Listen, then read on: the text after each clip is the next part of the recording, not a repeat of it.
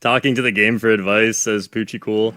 Okay, but like for real though, like for real, this I would say is important advice, as I feel like this has gotten me very far, specifically in Mario Kart World. Once I come up with a plan, like let's say star chain into that item set before the shortcuts on Cheap Cheap Falls.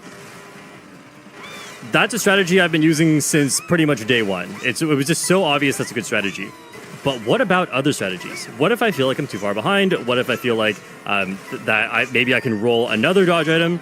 So it's good to experiment with a variety of strategies. Although at the same time, it's good to commit to your strategy even if you think it's wrong.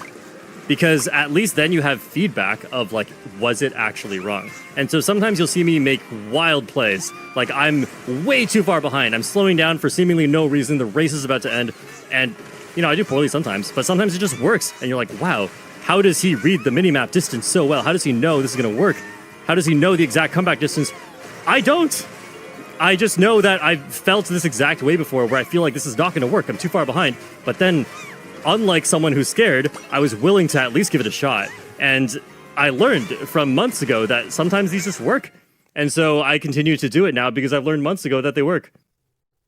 That's kind of it. Like, you have to pick strategies that you think are going to work and then have the game prove to you why it's not going to work. Don't just decide in your head, I don't think this is going to work this time. Well, how about let the game prove it to you? Because sometimes it's still going to work, and you underestimated how strong a particular strategy actually is. I was actually telling this to Rod the other day.